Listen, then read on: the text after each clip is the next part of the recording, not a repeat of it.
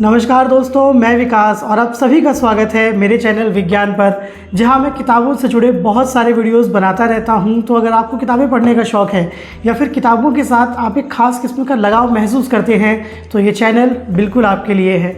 और आज की वीडियो में मैं बात करने जा रहा हूं उन किताबों के बारे में जो मैंने 2023 की शुरुआत में ही ऑर्डर की हैं और मैं चाहता हूं कि मैं 2023 में बहुत सारी किताबें पढूं। मेरे साथ ऐसा होता है कि जब भी मैं किसी और की किताबों के बारे में जानता हूं कि उन्होंने कौन सी किताबें खरीदी हैं या कौन सी किताबें उनके पास हैं और कौन सी किताबें वो पढ़ना चाहते हैं, तो मुझे बहुत अच्छा लगता है और मैं उनसे रिलेट भी करता हूँ। तो इसीलिए जब मैंने ये किताबें मंगाई तो मेरा भी उद्देश्य ये वीडियो बनाने का यही है कि मैं आप लोगों को बता सकूं कि मैंने ये कौन सी किताबें ऑर्डर की हैं और क्यों ऑर्डर की हैं और क्यों मैं इन्हें पढ़ना चाहता हूं, ताकि आप भी कुछ इससे रिलेट करो और शायद इनमें से कुछ किताबें आपको अच्छी लगे और शायद आप भी खरीदना चाहो। और अगर आप इस चैनल पर नए हैं और अगर आपने अब तक इस चैनल को सब्सक्राइब नहीं किया है तो वो भी कर लीजिएगा, ताकि किताबों से जुड़े हुए बहुत सारे वीडियोज़ आप तक लगातार पहुँचते रहें। तो चलिए शुरू करते हैं हमारा आज का सफ़र। पहली किताब है मानव कौल जी की रूह। ये कश्मीर पर लिखा उनका काल्पनिक यात्रा वृतांत है और इसके पहले उन्होंने अपनी एक यूरोप की यात्रा पर यात्रा वृतांत लिखा हुआ है, बहुत दूर कितना दूर होता है, और मैं उसे पढ़ चुका हूँ और मुझे वो खासा पसंद आया था। और उस किताब में भी वो अक्सर जब यूरोप के पहाड़ देखते हैं तो जिक्र करते हैं कि यार इन पहाड़ों को देखकर मुझे कश्मीर के पहाड़ याद आ जाते हैं और मुझे कश्मीर जाना चाहिए।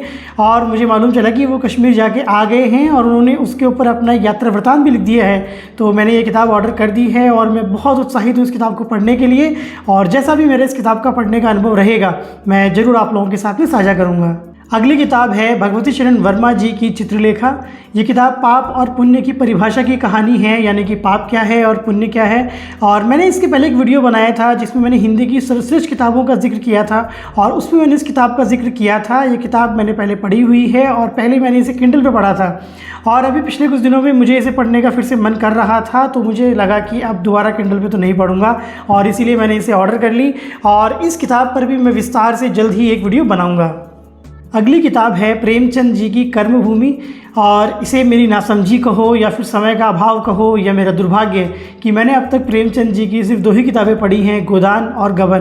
पर 2023 में मैं अपनी इस गलती को सुधारना चाहूँगा और इसलिए मैंने शुरुआत में ही प्रेमचंद जी की कर्मभूमि, सेवा सदन और प्रतिज्ञा, ये 3 किताबें ऑर्डर कर ली हैं और मैं जल्द से जल्द इन्हें पढ़ना चाहूँगा। और वैसे तो प्रेमचंद जी के बारे में या उनके लेखन के बारे में मुझे कुछ भी कहने की ज़रूरत नहीं है, मगर फिर भी इन 3 किताबों को पढ़कर मेरे अंदर जो भी कुछ घटेगा, जो भी कुछ बदलाव मैं महसूस करूँगा, वो मैं आप सबके साथ में साझा करूँगा।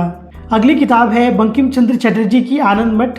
इन्हें भारत का अलेक्जेंडर ड्यूमा भी कहा जाता है, मगर मैंने अब तक इनकी एक भी किताब नहीं पढ़ी थी और इस गलती को मैं 2023 में सुधारना चाहूँगा और इसीलिए मैंने किताब ऑर्डर कर दी है। और आनंद मठ के बारे में कहा जाता है कि इसकी जो क्रांतिकारी विचारधारा थी उसने उस समय में सामाजिक और राजनीतिक चेतना को जागृत करने का काम किया था। और ये तो हम सब जानते ही हैं कि हमारा जो राष्ट्रीय गीत है वंदे मातरम, वो इसी किताब से लिया गया है।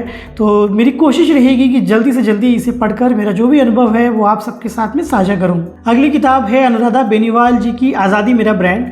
इस किताब को मैं किंडल पर पढ़ना शुरू कर चुका हूं और इसे पढ़ते वक्त मैं हक्का बक्का रह गया। मुझे ऐसा लगता है कि हिंदी साहित्य में या फिर हिंदी की जो विचारधारा है उसके अंदर ये किताब एक मील का पत्थर साबित होगी। बहुत सोच समझकर किताब लिखी गई है और ये वैसे तो उनकी जो यूरोप की यात्रा है उसका यात्रा वृतांत है, मगर ये इससे बढ़कर बहुत कुछ है। और इस किताब में बहुत सारे ऐसे पल आपको मिलेंगे जब आप किताब बंद कर सोचने के लिए मजबूर हो जाएंगे। और जब मुझे मालूम चला कि इन्होंने दूसरी किताब भी लिख दी है, लोग जो मुझ में रह गए, तो मैंने ये किताब भी ऑर्डर कर ली और जल्द से जल्द मैं इस किताब को पूरा करूँगा और उसके बाद लोग जो मुझ में रह गए ये भी मुझे फिनिश करनी है। और इन दोनों किताबों को पढ़कर जो भी मेरा अनुभव रहेगा वो मैं आप लोगों के साथ में जल्द से जल्द साझा करूँगा। अगली किताब है गौरव सोलंकी जी की 11वीं ए के लड़के। गौरव सोलंकी जी को अगर आप नहीं जानते हो तो अभी कुछ सालों पहले आयुष्मान खुराना की जो फिल्म आई थी आर्टिकल 15, उसकी कहानी इन्होंने ही लिखी थी। और जब मुझे मालूम चला कि इन्होंने एक किताब भी लिखी है तो मैंने फटाफट से ये किताब ऑर्डर कर दी। और एक बहुत सुखद आश्चर्य ये रहा कि इस किताब की भूमिका उदय प्रकाश जी ने लिखी है और बहुत अच्छा लिखा है इस किताब के बारे में। 6 कहानियां हैं इस किताब के अंदर, तो बहुत उत्साहित हूँ मैं इस किताब को लेकर और इसे पढ़कर मेरा जो भी अनुभव रहेगा वो मैं आप लोगों के साथ में मेरे इस चैनल पर साझा करूंगा। अगली किताब है नीलोत्पल मृणाल जी की औघड़, और इसके पहले मैं इनकी डार्क हॉर्स पढ़ चुका हूँ जो कि मुझे बेहद पसंद आई थी। और मुझे ऐसा लगता है कि जो चीज़ नीलोत्पल जी को अन्य युवा लेखकों से अलग बनाती है वो ये कि इनके किरदार समाज से कटे हुए नहीं होते, वरना आप जितनी भी नई वाली किताबों को पढ़ोगे तो उनके अंदर कहानी को पढ़कर कभी लगता ही नहीं कि जो किरदार हैं वो समाज में रह रहे हैं, यानी कि समाज में आसपास उनके कुछ हो रहा है। लेकिन नीलोत्पल जी की कहानियों में ऐसा नहीं होता। उनके किरदार समाज से जुड़े रहते हैं और वो जो भी करते हैं समाज का उस पर असर पड़ता है और समाज के किरदारों पर असर पड़ता है। और बहुत उत्साहित हूँ मैं इस किताब को लेकर, और मुझे पता है कि इसको जो पढ़ने का अनुभव है बहुत डीप रहने वाला है, बहुत गहराई में उतरना पड़ेगा। तो इसीलिए बहुत इत्मीनान से पढ़ूंगा इस किताब को, और जो कुछ भी बदलेगा मेरे अंदर इस किताब को पढ़कर और जो भी मेरे अनुभव रहेंगे वो मैं आप लोगों के साथ में साझा करूंगा। अगली किताब है ओम प्रकाश वाल्मीकि जी की जूठन। ये किताब 2 खंडों में आती है और ये मैंने दोनों ही खंड एक साथ ऑर्डर कर दिए हैं। अभी कुछ दिन पहले मैं अमित वर्मा जी के podcast the scene and the unseen पर जो विख्यात हमारे दलित विचारक हैं चंद्रभान जी, उनका इंटरव्यू सुन रहा था, और वो एकदम अलग तरह का इंटरव्यू था, एकदम विरोधाभासी, एकदम काउंटर इंट्यूटिव, और ऐसी चीज़ें जो हमें कहीं सुनने को नहीं मिलती, कहीं पढ़ने को नहीं मिलती। और बार बार उस इंटरव्यू के अंदर चंद्रभान जी कह भी रहे थे कि ये कहाँ लिखा है, बताओ ये कहाँ लिखा है, कहीं तो नहीं लिखा है।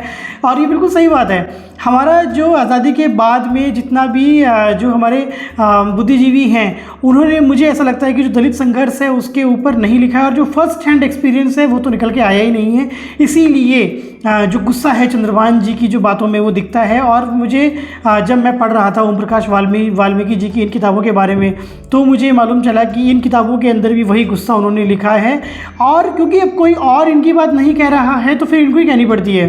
तो इसीलिए जो चंद्रभान जी लिखते हैं उनका लिखा हुआ भी बहुत कुछ ऑटोबायोग्राफिकल है, और जूठन भी वाल्मीकि जी की आत्मकथा है।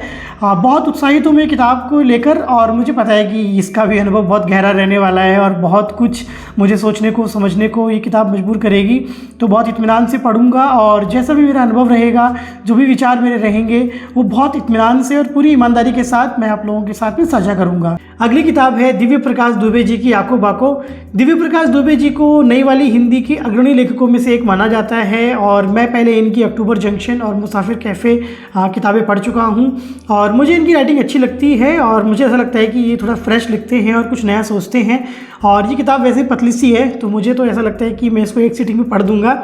तो जल्द ही ये किताब भी मैं पढ़ के, और जैसा भी मेरा अनुभव रहेगा मैं आप लोगों के साथ में साझा करूँगा।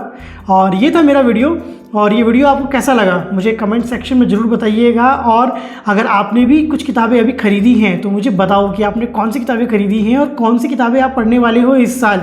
और मैंने भी एक लिस्ट बनाई है कि 2023 में मुझे कौन सी किताबें हैं जो ज़रूर पढ़नी ही हैं, और उसके बारे में मैं अपना अगला वीडियो उसी चीज़ पर लाने वाला हूँ, तो वो भी देखिएगा।